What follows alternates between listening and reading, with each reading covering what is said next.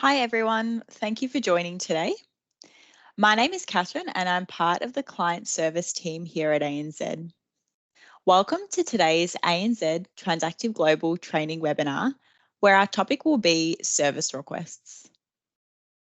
Before I begin, I would like to acknowledge that I am joining you from the lands of the Wurundjeri people of the Kulin Nation. I also acknowledge the traditional owners of the various lands on which our attendees are joining from today. I pay my respect to elders past and present and to Aboriginal and Torres Strait Islander peoples joining us today. These webinars are designed to provide you with information and resources to unlock the full potential that ANZ Transactive Global has to offer your business. That includes a full range of institutional banking services, including cash management, data insights, loans, commercial cards, trade and markets. ANZ has brought these together to create a complete omni-channel digital banking experience. Today's session will cover the new digital solution that is available within the platform, allowing you to improve your efficiency when dealing with ANZ and empower you to engage with us digitally. Please feel free to utilise the Q&A function throughout today's session. We'll aim to work through all questions. However, if we are short on time, we'll be sure to answer all questions post today's session. A recording of this session, as well as all Q&A, will also be made available for review or for sharing with any of your colleagues who couldn't join us today. That completes the formalities, so let's get into today's session. This offering within Transactive Global will allow you to submit, track, and manage your service requests in channel and be a single entry point into the bank, providing you with a new and preferred channel to engage with us, as opposed to the phone and email channels you may currently be utilising today. Let's go into the reasons why this is our preferred channel. This centralised single sign-on platform takes all the guesswork out and will route your request to the respective team to action, or it may even be smart enough to action it in a matter of seconds via straight-through processing. It will improve overall efficiency, save valuable time, and fits in perfectly with your existing support model and escalation framework. What's even more exciting is that it's available around the clock. So regardless of where you're located, you'll be able to receive ongoing support any time of the day. Before we start navigating around the site itself, I'll provide a disclaimer and let you all know that this is not a live customer site and it's being utilised for training purposes only. Please also note, given this is a test environment, it may behave a little different to our live customer sites. So I've just logged into Transactive Global and I'm currently on the main home screen, which is the default landing page. The site itself will be very familiar for most of you. This new feature has been created to have the same look and feel as the existing products already held within the platform, making it extremely intuitive and very user-friendly. On the left-hand side, you'll notice a few different options available. This will depend what products have been enabled on your profile, and everyone's profile will look a little different. Today, we'll be focusing on the service request menu. In order to see this option in your navigation menu, your site must first have service requests enabled, and a service request role must be assigned to your profile. Once you click on the Service Request tab, you'll be presented with the main grid, and you'll notice that 4 submenus appear under the main Service Request menu: Payments and Transactions, Digital Channels, Accounts and Legal Entities, and Upload Documents. We'll take you through one service request under each submenu and show you how simple it is to lodge your requests. Let's start with Payments and Transactions. Payment and transaction service requests are requests that relate specifically to payment and transactions, such as investigating payments and transactions, managing periodical payments, ordering check and deposit books, and other general account inquiries. The payment and transaction screen provides you with a list of all your current and past service requests that have been submitted by yourself and others, as well as those that have already been completed. The requests you can see on this screen will depend on the accounts you have access to as part of your service request role. If we click on the new icon, we'll be presented with all available payment and transaction service requests. I'll take you through one of our most popular service requests, which is the trace transaction request. You will need to select the relevant account from the drop-down list. Once selected, you'll need to locate the specific transaction that you're hoping to trace. If you're able to input the post date, this can be entered as a single date or a range, and this will allow you to narrow down your search. You'll then be able to search for the results and locate the required transaction. You'll also be able to view the transaction type and transaction narrative. Once you've selected the transaction you require to trace, click Next, and you'll be taken to the Review and Submit screen, where you'll be able to cross-check the information prior to submitting your request. You can then submit your request.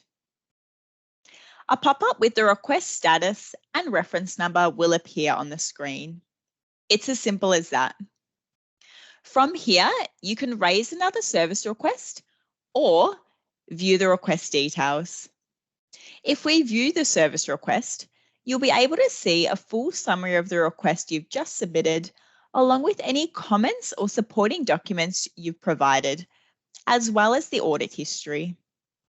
The audit history provides us with the date and time a request was lodged, as well as the username of the individual who submitted the service request. If you close the request, you'll be taken back to the main screen, where you'll be able to see your trace transaction request in the grid, along with the request ID and request status. You also have the ability to search through the grid, filter your search, and sort your columns.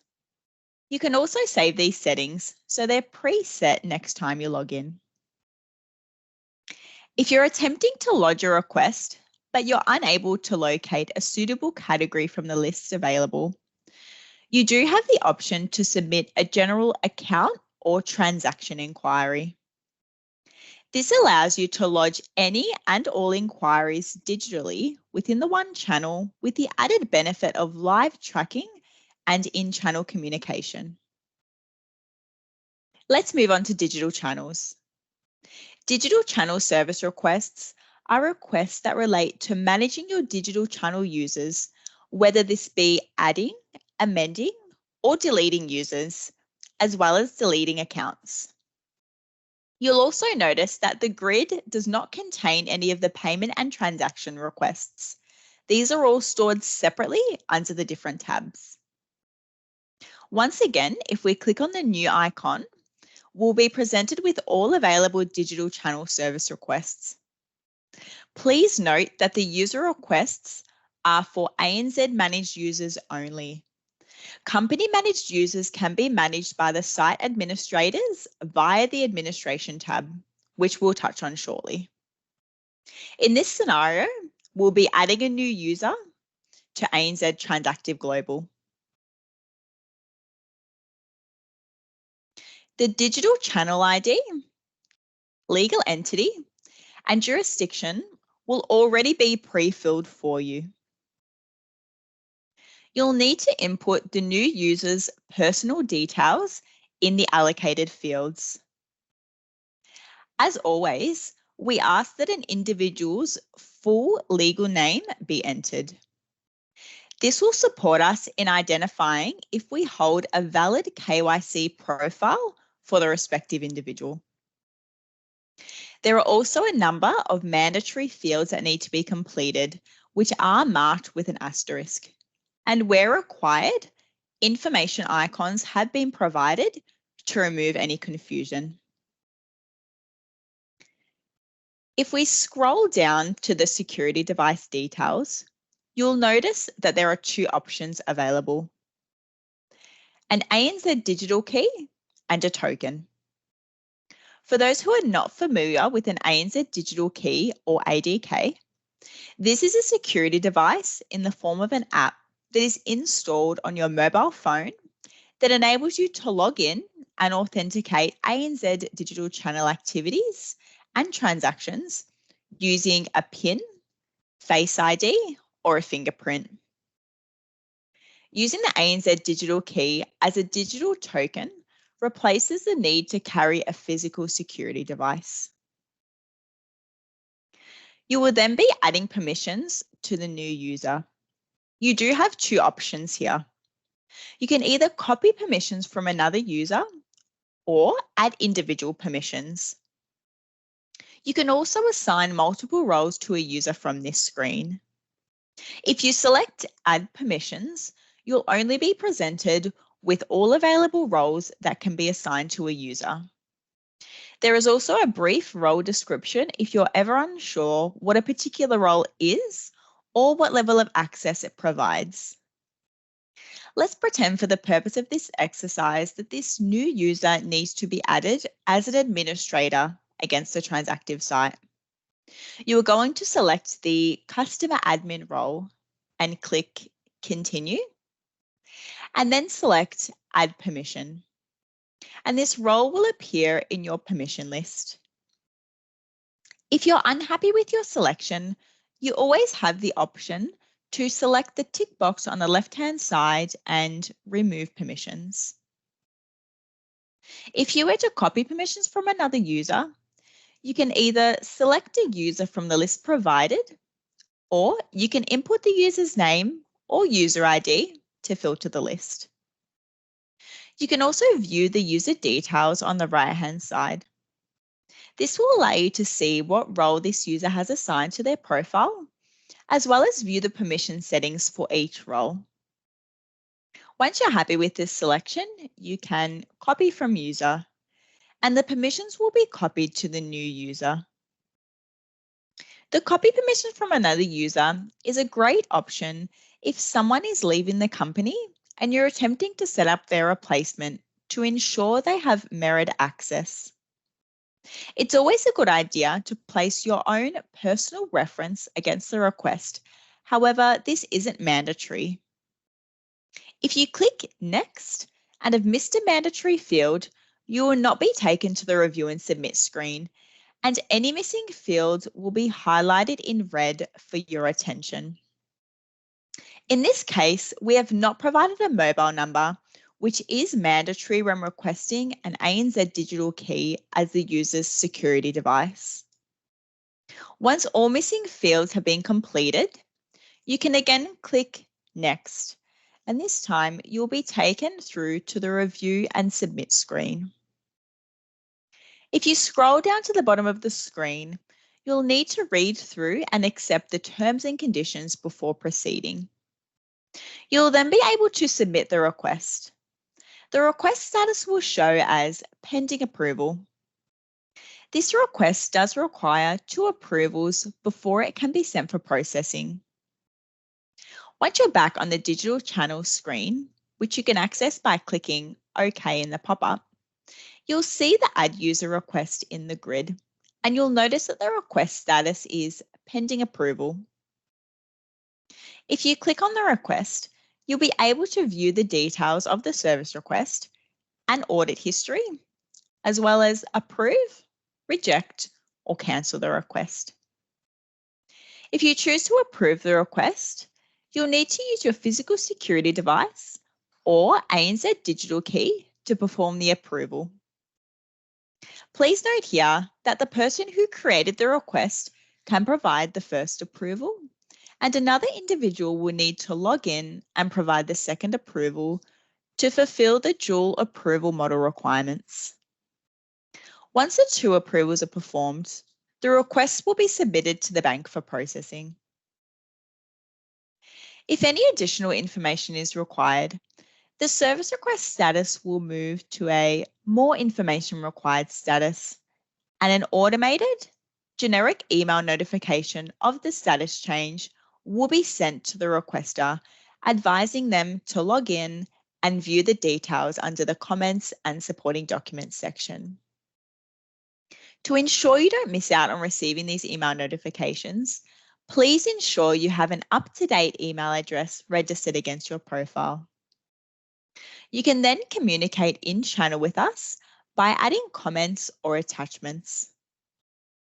Some users may also need to provide additional certified documentation to complete KYC prior to having their profile set up. If this is the case, you can also restrict document access to ensure other individuals on the site are not able to view other employees' restricted documents. It is important to make sure all required information is provided before clicking Submit. Once submitted, the request will move into an information provided status, and the comments or attachments provided by you will be added to the comments and supporting documents section, acting as an internal audit trail. You'll then be able to track the progress of this case on the digital channel screen by the request status, and it will also provide you with the request due date, which is in line with our current SLAs. You'll also be able to view your unique reference here if it was originally provided when creating the service request. Let's note here that you've already reduced the overall turnaround time by 48 hours for form pre-population, and additional effort in scanning documents, obtaining physical signatures on hard copy forms, and various emails back and forth. Given that other users will also be able to see these requests, it's quite handy for others to either follow up on a request on your behalf or avoid duplicating requests that have already been lodged. Let's move on to accounts and legal entities. Accounts and legal entity service requests are requests that relate to account and legal entity management, such as opening or closing an account, amending statement preferences, adding or deleting an account signatory, or amending legal details. Amend statement preferences is one of our most used features under this category. Let's lodge this request together. We'll first need to select the account we're hoping to manage, noting there is a limit of 10 accounts per request. You will then need to individually amend each account preference by clicking on the amend icon on the right-hand side. You'll notice certain fields are marked with an asterisk. These are mandatory fields that need to be completed in order for the request to be lodged successfully. Once you've made the appropriate amendments, you can save the changes and work your way through each account. Select Next, and you'll be taken to the Review and Submit screen where you can submit your request. It really is that simple. Amend Statement Preferences is one of our requests that is processed via straight-through processing. In a matter of minutes or less, your request will be processed and the status will reflect the outcome, successful.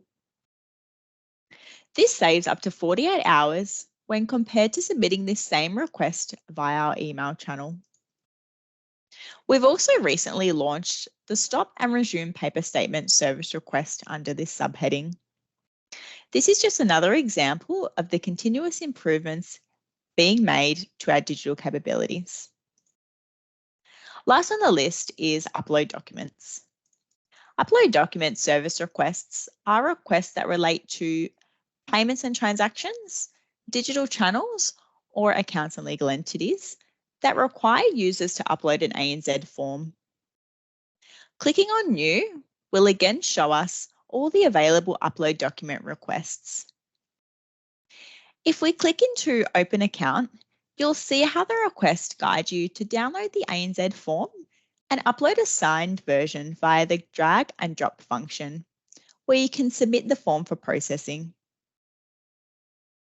While you are still required to complete a physical form, The Upload Documents screen allows you to obtain real-time status updates on your requests and receive notifications upon completion of your request, along with a full audit history and activity log. It also allows you to house all your ongoing service requests in one centralized place, and you're also able to export your requests into a CSV when required.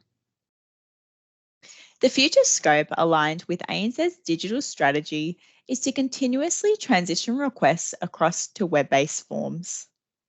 As each service request is transitioned across, they'll appear under their respective submenu for you to start utilising. We'll now take a moment to touch on your site administration. If you're an administrator, you'll have access to the Administration tab on the left-hand side. Administrators have the ability to view, create, and manage users. Administrators can assign permissions to users when creating a new user and managing an existing one. In this case, we'll be adding service request permissions to an existing user, which we can do through user management.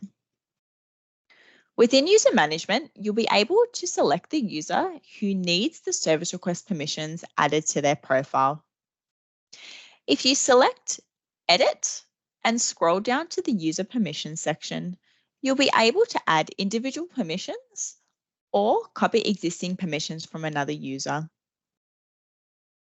Upon saving the changes, the request will need to be approved by another administrator.